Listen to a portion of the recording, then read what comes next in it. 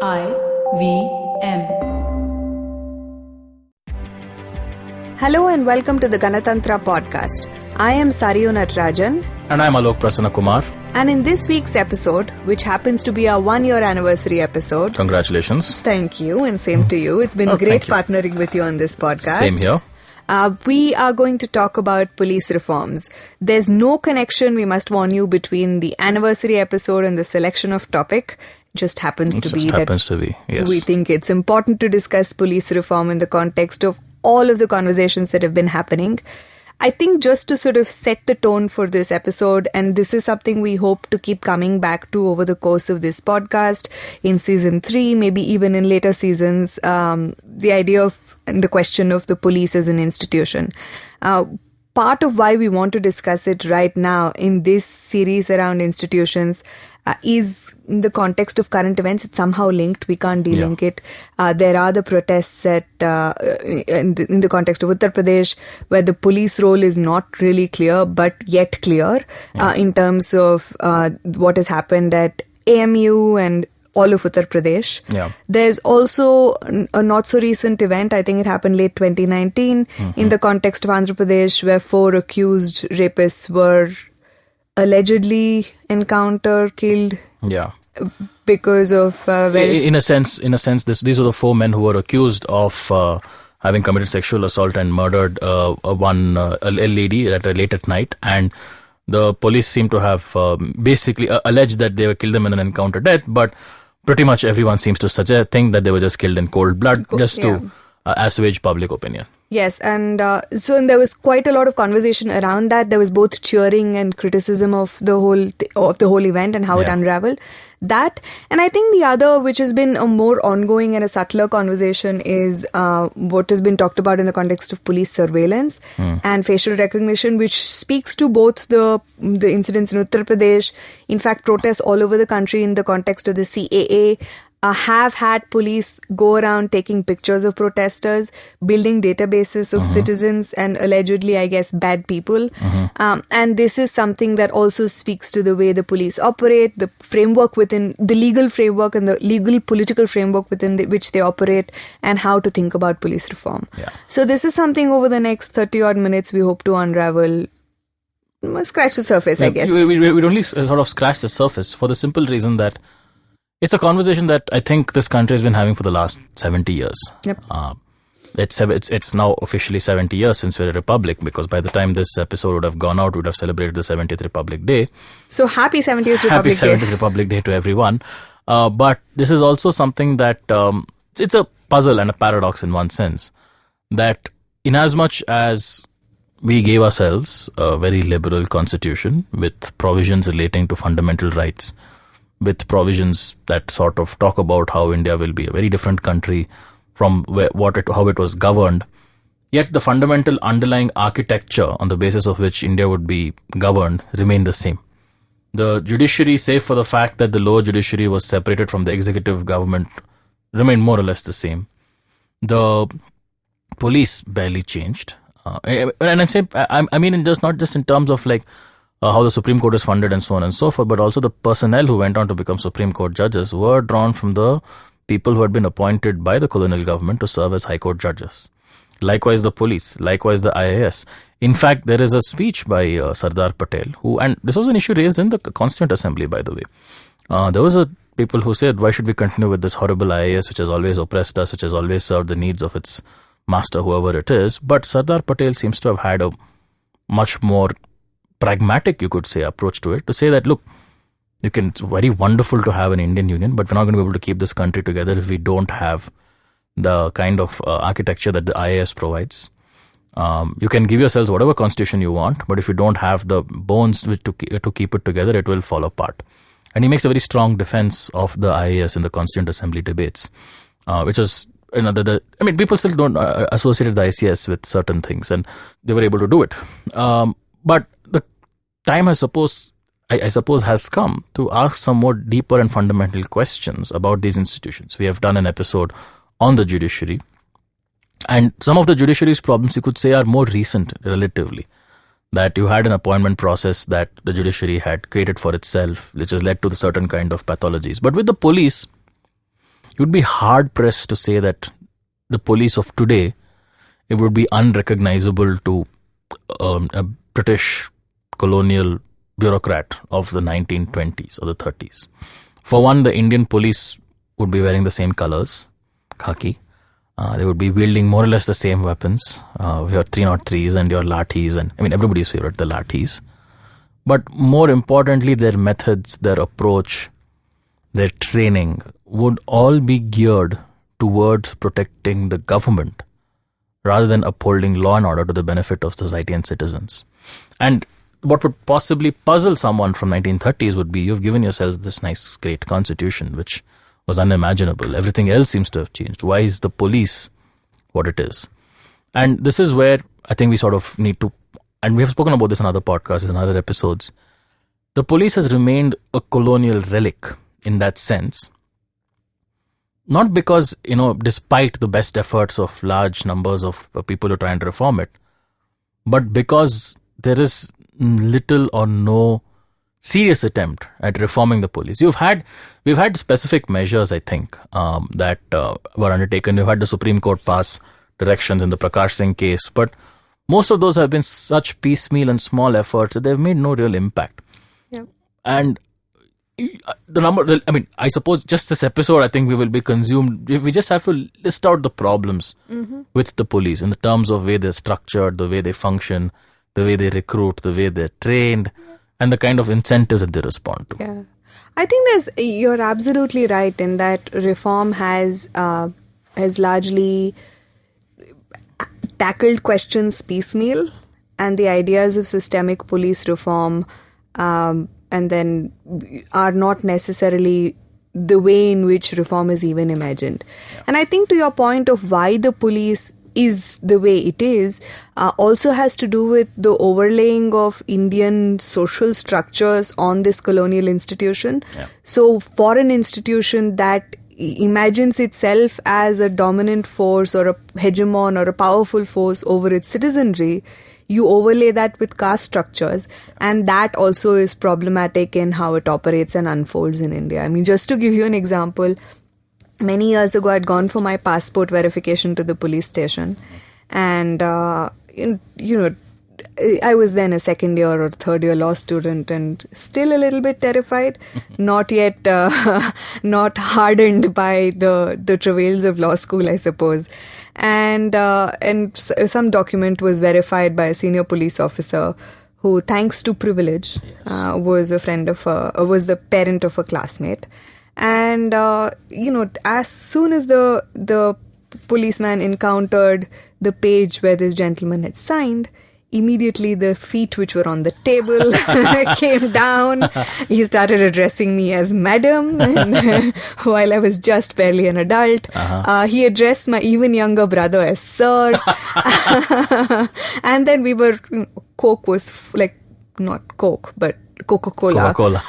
We were made to drink one, and I still remember that taste because it tasted not just of Coca-Cola, but I think of some kind of privilege. So, the taste of privilege. Yes. So so I think that the idea of police as an institution that is set apart from the state, there is an imagination that it's a neutral force that works for the state, but yet at the same time, it's very much linked to social structures and how they operate. Yeah. Now, another sort of attendant point around that is the idea that police recruitment often, and you talked about it, is related to political patronage. Yeah. So political parties that come to power, will have a recruitment process to reward, thank their voters, or as an inducement for a vote in the future. Yeah. So police recruitment processes, and there's some literature around this, have been used, literature in a different context have been used as ways to as political patronage, and that is also problematic in the way that it makes the police force operate. And I think Gilles Vernier's had a piece on Thakurwad and the rise of the Thakurs in the UP police force, and the way that is manifesting in the context of the current political climate, as also in the UP elections a couple of years ago and the 2019 parliamentary elections. So that to think of the police force as abstracted from the social political context is actually not true, because in very real ways it's connected to both how the electoral process works, and that's significant, as well as the fact that it's entrenched in a local social structure. Yeah, and that's of course not even going into the question of vacancies. I mean, before we go into the question of vacancies and how unfilled police positions are, the fact is that recruitment is not just a let's try and fill these posts. Recruitment is a who do I favor, how and in what manner. It's totally a patronage. It is totally a patronage thing. And very few states have even made an attempt at diversifying the police force sufficiently. I mean, we had the fantastic India Justice report, which was funded by Tata Trust and worked on by a number of organizations, including Dakshin, Full Disclosure Vidhi. And the numbers make for very interesting reading, because although states have quotas, you find that almost no state, except maybe Gujarat and Kerala and Karnataka, actually have fulfilled their quota of officers for SC and ST positions, or for that matter, OBC officers, where it's available. And women form a vanishingly small percentage of the overall police force in the country. This sort of tells you, and given that they're not able to meet the representative quota, it's being drawn from a very narrow social class, and one which fails to have the values of the society at large in both directions. It fails to perhaps reflect the values of the aspirational middle class in one sense, and also protect the values of the underprivileged group which are seeking to claim for their rights. So you'll find that, I guess, and enough number of people have already pointed this out, a certain kind of casteism and a certain kind of Islamophobia is almost built into the DNA of the police. And that sort of makes for, I think, the dystopic reality that we find ourselves in. We've had recently two people's tribunals, which have inquired into and gone in depth into the kinds of allegations against the UP police, and here in Karnataka against the Mangaluru police with regard to the shooting deaths of two alleged protesters. And the findings that they sort of make will not surprise anyone who has read any inquiry report in the last 30, 40, 50, 60, 70 years. The kind of, the way the police recruits, the kind of approach, the kind of attitudes in life, I think all of that have not fundamentally changed in any real way. And that gives us a police which sort of has this particular approach and follows these certain kinds of practices. In a lot of... I don't think there's any book better than Vibhuti Narayan Rai's Curfew in the City to read about how this actually works. I mean, there are a lot of fantastic academic works, not to dismiss any one of them, but this is a loosely fictionalized version of what happens when a city is under curfew. And Vibhuti Narayan Rai was a police officer in Gujarat during some of its worst years of communal rioting. And he sort of talks about how the police treat certain communities as opposed to the others. And it's not just that it's told from the point of view of the police or the state or any one particular person. It's told from multiple points of view. And it's sort of, and he's somebody who has written quite extensively about all of these issues and how it's in a terrible shape. So I think that it's been a long-standing problem of who gets to be in the police. And again, just to clarify, we're not talking about like the IPS level officers. Yeah, we're not talking about the constabulary. We're talking about the rank and file of police who are supposed to be, drawn from the community, but they're not. And that has to do with the very colonial nature of the force, which was never supposed to be drawn from the community. It was supposed to be the people who will help the regime perpetuate itself. Absolutely. And I think this is not to take away from the fact, and we can arguably say that, which is from the fact that there are very real problems that the police as a force, as an institution faces, right? There are genuine problems of overburdening police people in the sense that there's too much work and too little time, too few people, recruitments don't happen in time. The India Justice Report did have some statistics on sort of deficits. Yes. Deficits or gaps in the number of police personnel across states. Yeah. And so this as a problem, there's also a problem of, like we said, overburdening for beat constables across contexts.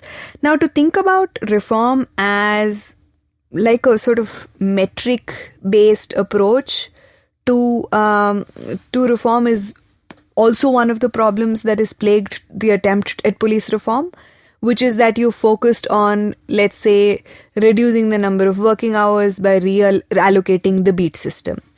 Right? Or, soft skills training, none of which is unimportant in itself, but when thought of as only that is a problem.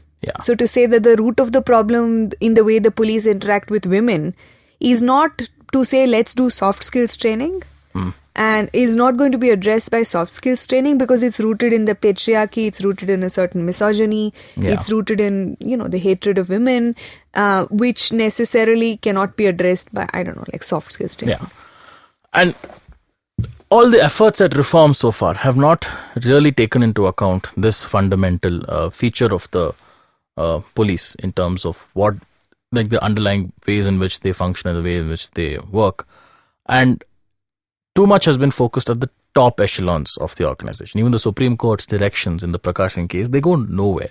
And they have basically been ignored for the better part of the last 2 decades. This came out in 2006. And they've pretty much been ignored. I don't think most states have complied in any real way with the 7 or 8 directions that the Supreme Court has issued. And it sort of tells you that you have a larger issue that is not being addressed. The history behind this is also kind of instructive, because when the British are effectively the fathers of the modern Indian police system, when they set up the Indian police, they drew not from the Metropolitan Police of London. They were drawing from the Irish constabulary that they had established, which was, again, Ireland was a colony. And they followed that particular model in setting up the police in India. It was expressly to do so. There was supposed to be a militarized wing to the police, which would, say, address any large-scale outbreaks of violence. So you see that every state has its own armed police force, which is the state reserves, which are called up in the context of any violent disturbances and so on.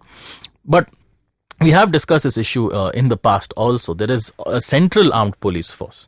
We are not per se talking about them, so they're more expressly militarized. There are expressly paramilitaries. They're supposed to work closely. They're under the command of the military. But even there, it's a very strange kind of casteism which works there. And it's something worth highlighting because it's an issue that has bubbled up to the top in the last couple of years. It has not really hit national headlines, but it is something that has been a constant source of friction even within the police. You do have... So while, for example, something, and just to take one of the 7 central armed police forces, say the CRPF, for instance, never promotes the direct recruitees of the CRPF to the top posts. It's always an IPS officer. And keep in mind, the CRPF doesn't do the kind of law and order functions that, say, Bangalore police does or Delhi police does. The CRPF is probably fighting some insurgency in some jungle, or is deployed somewhere in a paramilitary function. But it's very rare and this is the common complaint made, that it's very rare for the IPS officer who's appointed as the head to actually be seen on the front lines of everything, which is very strange because in the military, you can never become a general just by having been part of the staff. You have to have had some sort of combat and other experience, or at least some level of frontline experience. Parachuting of leadership is a severe problem. It's a severe problem, and it has impacts on morale. And it's almost as if we can't risk any of you getting up to the higher thing because you might start getting ideas. It is never. There's never. Of course, there's a very strong lobby among IPS officers who have ensured that there has been almost no promotions up the ladder. But even within the police itself, this kind of casteism. It's not as if in the regular police that only IPS officers man a certain kind of post. They do work up the ranks. Yes, but when it comes to significant bias towards there's a significant bias. And it's similar in the judiciary too, right? Exactly. There are few and they're getting fewer and further between. As we discussed in the episode with Aparna, where people don't rise through the ranks and you're in fact selected and work through a elite privileged pool primarily belonging to certain castes, certain dispositions. So I think this is an endemic problem and it touches all aspects of the law and justice system in that you imagine the leadership as parachuted. And that also sort of has given rise to resentments. You will find these things coming up to the fore every once in a while. So what we are left with is essentially a police force that is, of course, terribly overworked because not enough vacancies are filled, terribly unrepresentative because it effectively represents the views of that particular government as opposed to the state or the constitution or whichever particular power group has captured power at that point of time, is particularly ill-equipped to tackle the kind of challenges of a country which is this, diverse, this hierarchical, and with this history of violence, and is asked to sort of work in an environment where they have little or no leeway in being able to create their own solutions for problems. And the current context of sort of big events that are occurring further confuse, muddle the way in which the police have to engage with the citizens. So in terms of, let's say, technology as a big force, the traditional sort of procedural manual around criminal law is the Criminal Procedure Code, which was last revised 74, right? So you are thinking about a context which is completely different, like it's 40 years now, and to think that not that the CRPC is a fine legislation which does account for very many of the problems that occur today, but the ways in which they manifest have changed. Technology is playing a big role, like crime on social, harassment, bullying, all of those problems that occur on social media, even the movement of financial fraud to a digital ecosystem are all problems that occur which do not necessarily engage or sort of move at a pace that the police system is not able to keep pace with. So, in fact, this was, I think, in 2009. A decade ago, aging myself here. But this was the early days of Twitter, and obviously I had said something, and I shouldn't blame myself, but I had said something which had attracted the attention of the few trolls that existed then. So I had marched into a police station, drunk on my privileged coke. I marched into the police station and said, this is unacceptable, this is happening. And the first question was, of course, madam, what is Twitter? And then why are you getting harassed, and stop posting? So I think to think about it as also, to your point of the hiring process, the way in which training occurs, the way in which it is even imagined, cannot or doesn't equip it to deal with some of the current context. Yeah. And I suppose at least now we have to be grateful that some police forces are themselves on Twitter. How good they are, how much good they're doing is a different matter, but some of them are now on Twitter and do respond occasionally to certain issues. That's pretty much what we had, and while we can't say that we have a clearly well drawn out and complete idea for reform for the police institutions in this country, we sort of wanted to use this to highlight some of the difficulties. When someone says criminalize this or criminalize that, what you're essentially asking the state to do is to use a very rusted and blunt weapon to address a very small, address a very fine kind of a problem. It's a bit like, if I have to get really gross about this, it's like using a rusted old chainsaw to conduct brain surgery. You're going to get the results that happens when you use a rusted old chainsaw to conduct brain surgery. So, which is why I think conversations about police reform can't just stop and start at the top. They can't just stop and start at any one particular point as a response to any one particular event. And the events that we started this episode with, when we talked about the quote-unquote encounter killings, we talked about the police brutality in Uttar Pradesh and the surveillance, all of these come out of a certain kind of pathology that keeps repeating itself. I agree. And also, I think this point was also earlier discussed, which is the idea that reform needs to be systemic. It has to tackle multiple leverage points for change. And I think one of the other things to always keep in mind, and I come from a police family in that my grandfather was a policeman very, very, very long ago. But I, as his granddaughter, thought of him as a very nice man. And to be able to humanize the police force in the way that it speaks to the concerns of citizens, not that every policeman should be somebody's grandfather, I mean, that's like, no, but I think, to be able to think of it as a human force where there is a person behind it who is not devoid or not abstracted from the structures within which they operate, be it caste, gender, privilege, or even the colonial nature of the institution itself. I think that is important to keep in mind in thinking about reform. So it has to be systemic, it has to be holistic, it has to think about multiple leverage points. You have to solve for overworked police persons as much as you have to solve for broader questions of state accountability around the police force. So I think being comprehensive and thoughtful is critical. So hopefully we will carry this conversation forward with perhaps maybe somebody from the police itself. I definitely think we should have somebody from the police. And perhaps maybe somebody who has researched India's police forces in some more detail and has written the books on it. Maybe we should have them in the same room. Yes, because this is exactly a TV studio format. Okay, that sort of brings us to the conclusion of what we wanted to discuss today about police reforms in India. Thank you all for tuning in. Thank you all for joining us this last 1 year. It's been an incredible journey for us. We have gone from podcast newbies to having recorded over nearly 50 episodes of the Ganatantra podcast. We'd like to also thank IVM Podcast and our fantastic producers, Abbas, Rutika, and everyone else. Also, special thanks to Resonance Studios. We made this our home over the last year and spent a lot of time. Yes. So thanks to Ram, Bruce, and everybody else that's a part of the team here. Absolutely. We've really enjoyed recording here. Yes. And hope to do more here as well. Yeah. Oh man, this sounds like an award speech. It is, because we've completed 1 year in podcasting. Yeah. And it sort of has taught us a lot. And I do think just doing this particular podcast, the fantastic guests that we have had, every one of them, they have... It's been a lesson in itself. It's been a lesson in and of itself. And I think, I don't think we imagined that we would get all the way to 1 year. And I'm glad that we have. And thank you all once again for tuning in. Special thanks to Tejas. I know you're working on this. Yes. But for making it sound so good.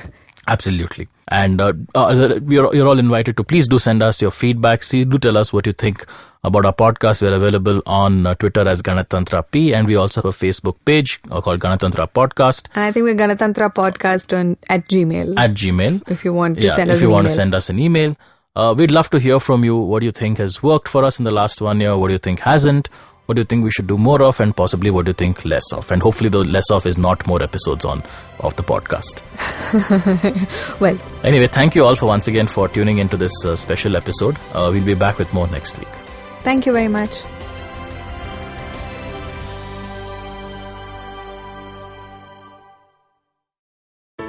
I hope you enjoyed that show. We'd like to thank our sponsors on the network this week. Thank you, HDFC Life, for coming on board. Also, would like to thank Storytel for continuing the long time advertising that they've been doing with us. And if you have a brand and you'd like to advertise with us, please send us an email. We'd love to talk to you. And let me tell you a couple of things that you should check out this week. On What Up Players, Siddhartha and Mikhail talk about the India-Australia series and discuss who's better between Virat Kohli and Steve Smith. On States of Anarchy, Hamsini is joined by Vineet Hegde to discuss the crisis and dispute mechanisms at the World Trade Organization. On Simplified Shorties, Chuck, Naren and Shriketh welcome their new co-host, Tony Sebastian. On Advertising is Dead, Varun talks to film critic Sucharita Tyagi, known for the popular Not a Review film series on Film Companion. On Agla Station Adulthood, Ritasha asks Ayushi 36 questions. Udipan Sarma joins Zarina on the Empowering series. He's the lead singer of the band as we keep searching. Thanks and keep listening.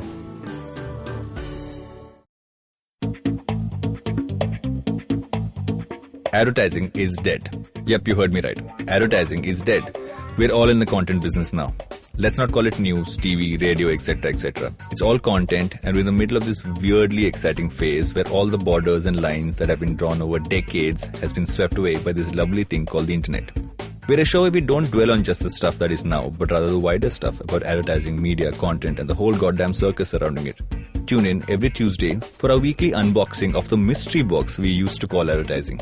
I'm Varun Dugirala, co-founder and content chief at The Glitch, and this is my new podcast, Advertising is Dead.